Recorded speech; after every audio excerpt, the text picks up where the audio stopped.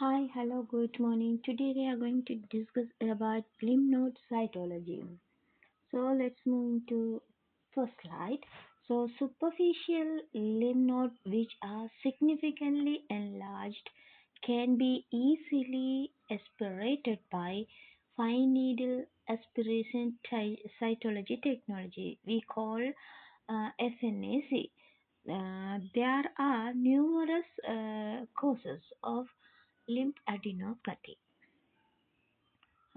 So, both benign and the malignant condition give rise to lymph node enlargement, which could be localized or generalized. So, fine needle aspiration cytology technique (FNAC) is an useful investigation in the management of lymphadenopathy.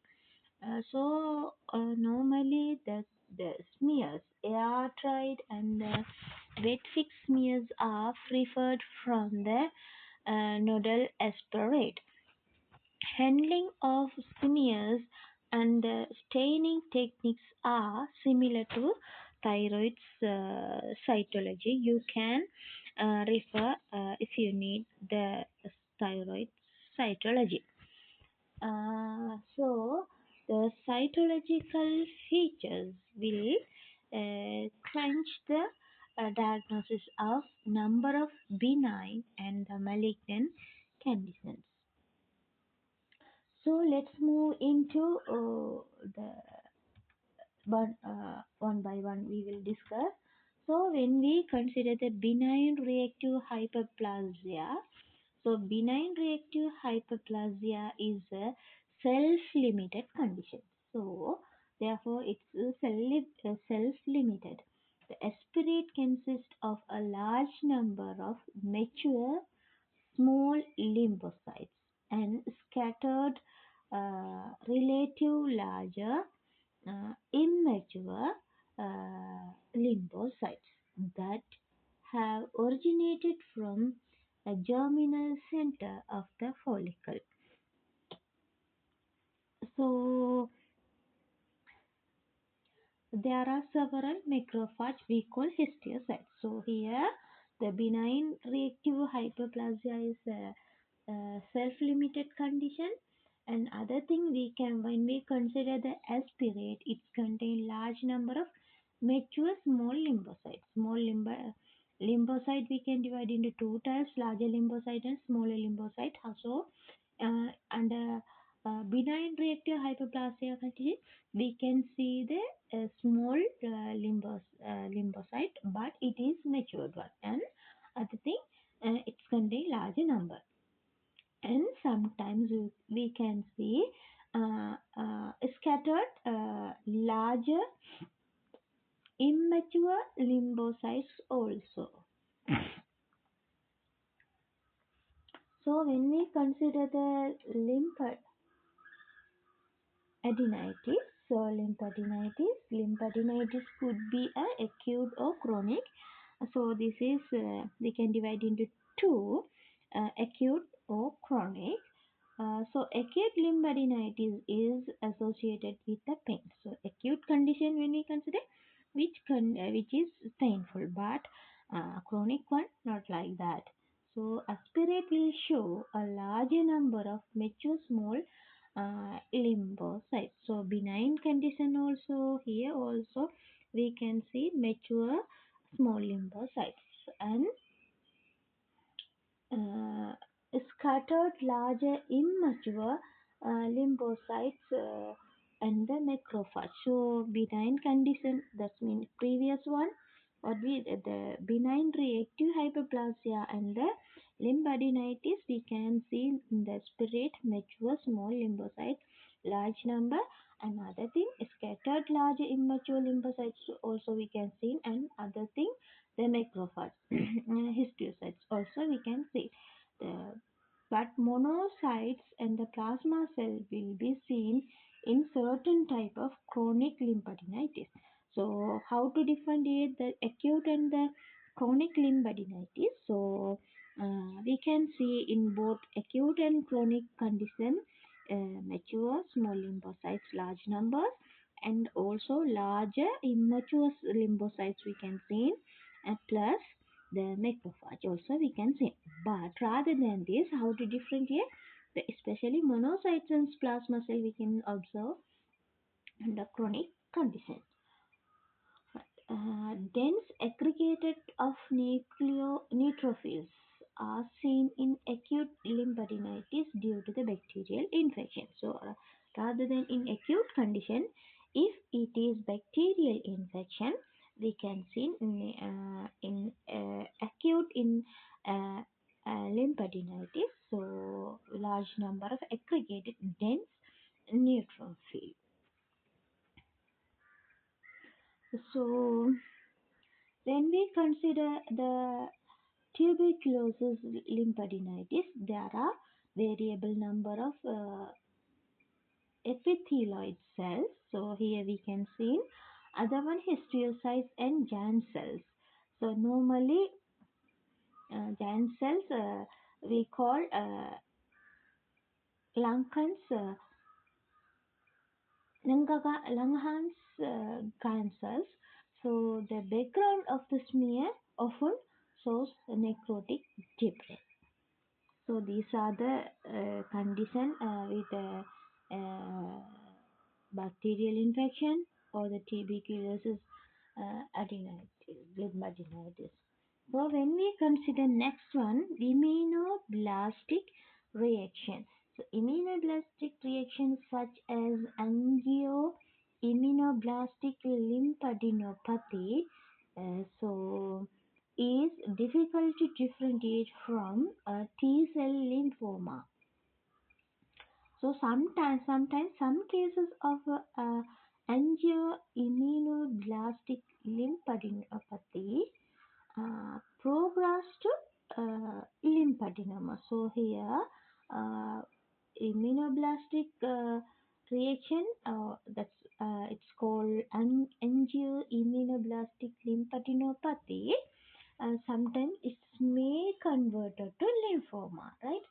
Aspirate. When we consider the aspirate of this lesion, so it shows transformed lymphocytes, immunoblast, and the histiocytes. So mainly three cells we can observe.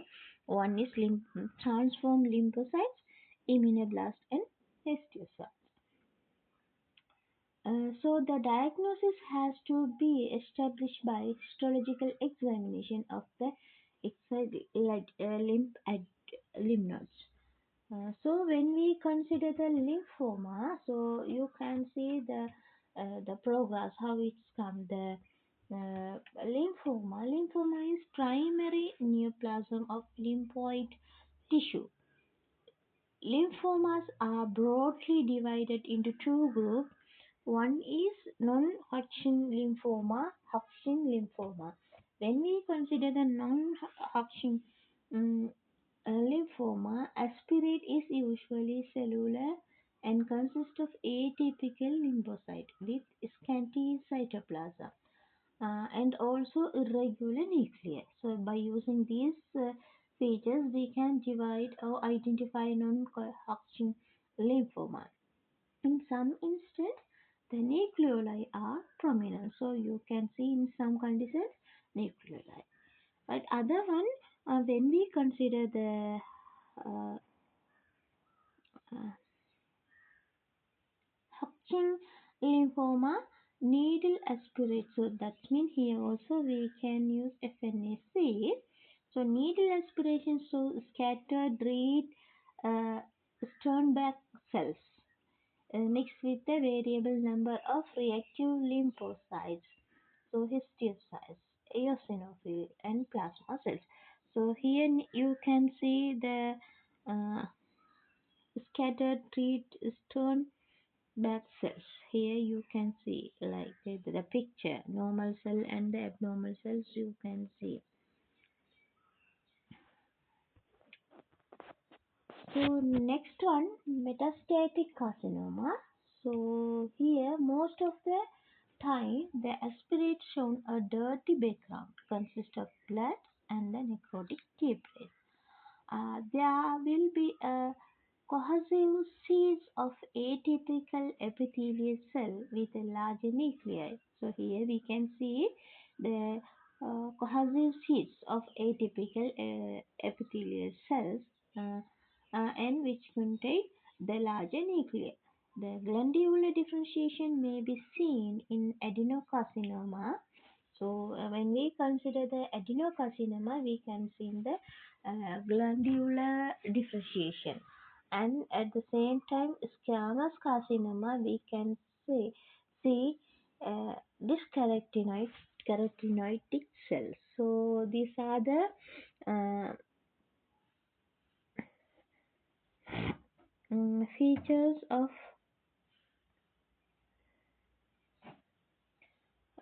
things. So here mainly a metastasis, a carcinoma. The main reason that cancer is so serious, it is able to spread in the body. So from other part of the body also, the cancer cell can be spread locally by moving into the nearby a normal cell. So first it's moving to or spread into adjacent cells, then it's moving to other part of the body. Cancer can also spread regionally. That means far away from the origin.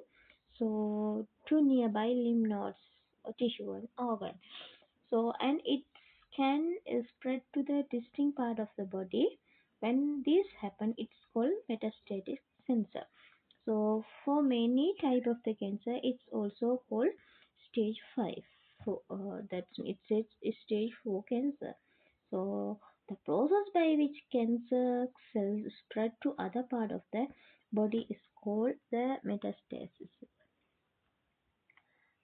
So when we consider aspirate, actually we know we already discussed. So these are the cells differentiation. You can see very clearly the different how to differentiate metastatic lymphadenoma, cancer carcinoma. So at the summary, fine needle aspiration techniques has an important role in management of the lymphadenopathy.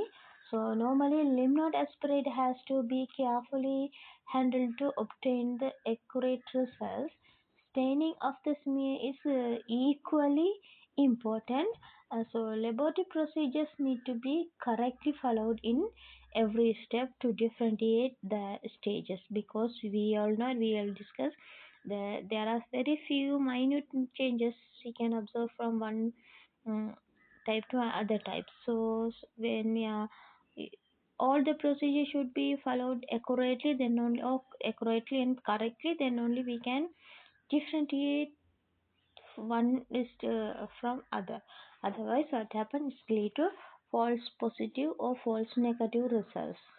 So these are the references. So we will meet next session. Bye.